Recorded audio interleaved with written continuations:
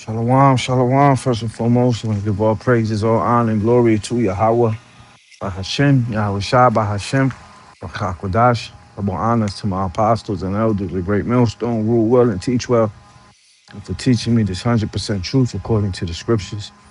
Peace and salutations to the hopeful elect, brothers and refuge sisters who are walking in this truth with all sincerity and meekness, keeping the laws, statutes, and commandments to the best of their ability.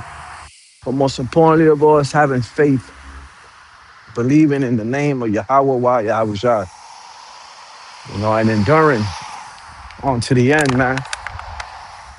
So, just wanted to read a chapter, man, just, elaborate. Really have nothing really, in mind to discuss any lesson or anything, but, I just wanted to read a chapter.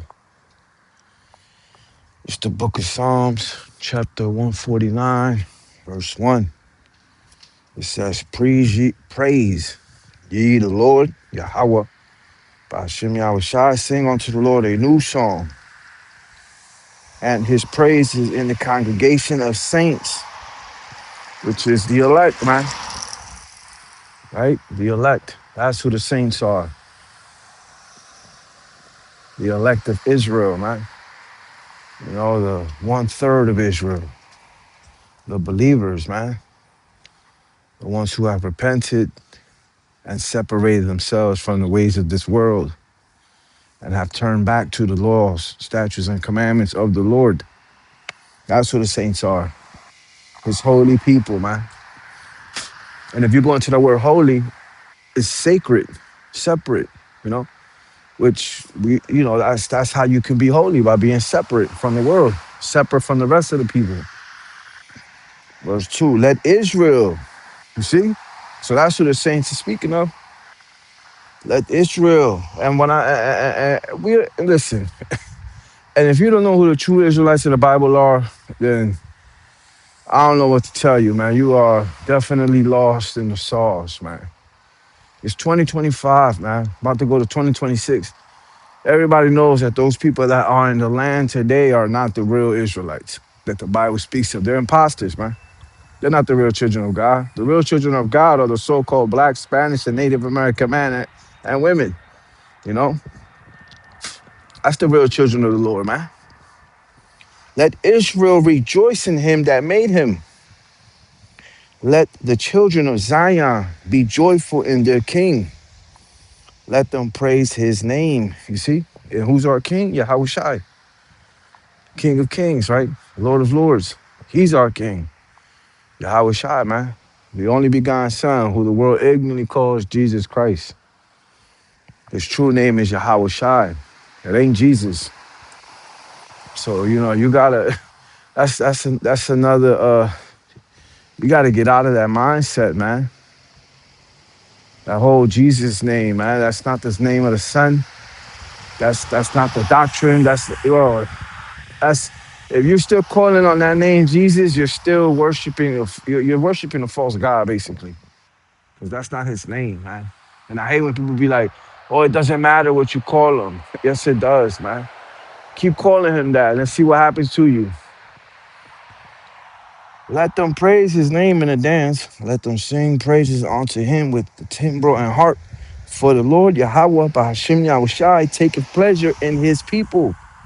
He will beautify the meek with salvation. Let the saints be joyful in glory. Let them sing aloud upon their beds.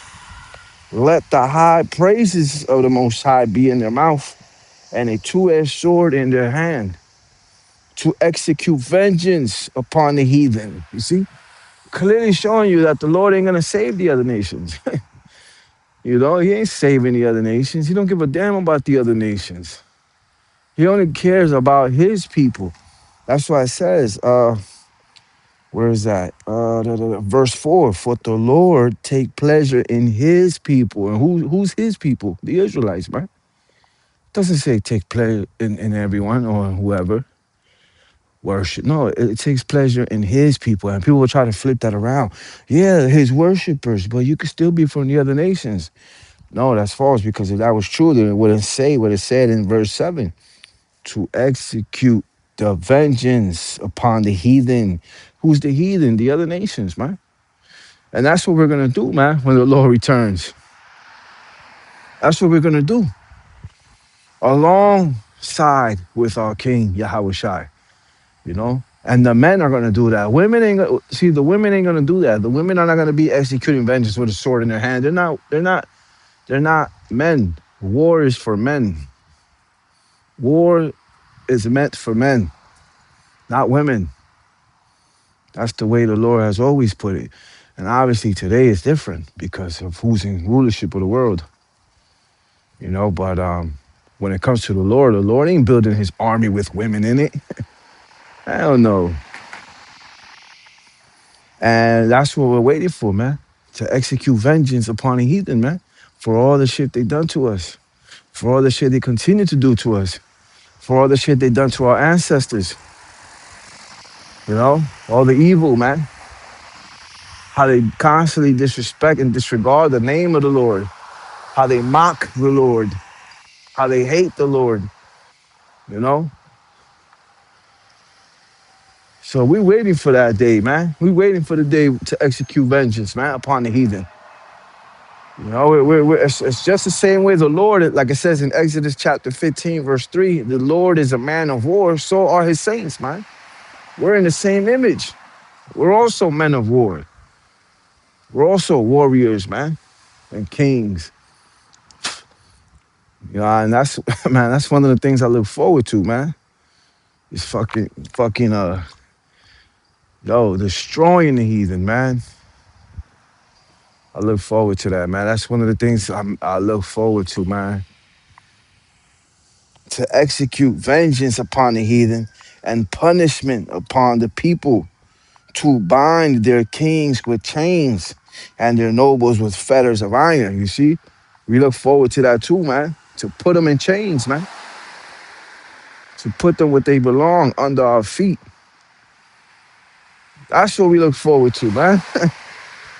You know, one of the things that we look forward to, you know, the main thing we look forward to is, man, for a new heaven and a new earth, man, where righteousness dwelling, man, where the Lord is the ruler and, you know, righteousness is throughout the earth, man. And we're in rulership and there's no more celebration of these pagan holidays.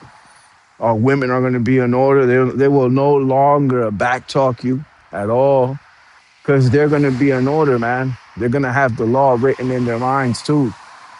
They're not going to even think of arguing with you or trying to backtalk you or no, man. It's going to be perfect when the Lord returns in the kingdom. You know, but that's one of the things we look forward to, man, to bind their kings with chains, man, to put them under our feet so we can rule. Verse 8, to bind their kings with chains and their nobles with fetters of iron, to execute upon them the judgment written. This honor have all his saints. Praise ye the Lord, Yahweh, Ba'ashem Yahushai. You see, and this honor is going to have who? His saints, the righteous, the elect, those that repented on this side, those that taught the 100% truth according to the scriptures, those that preached the true gospel, man. You know, those that went to the highways and byways and prophesied the name of the Lord and taught the name of the Lord, and those that prophesied the downfall of this wicked kingdom, you know, like a true prophet's supposed to do. That's who's gonna have this honor. And guess what? You have to be an Israelite man to have that honor. You can't be a man from another nation. That's the way it is. The Lord never changed it. You know, and people will go, yeah, what about John 3:16? For the Lord loved the world. Well, that's not speaking of the world as everybody, man. That's speaking of his people, the elect, the Israelites. That's who. That's who the world. If you go into the word world, it goes into the cosmos. And if you go into the word cosmos, it's speaking of the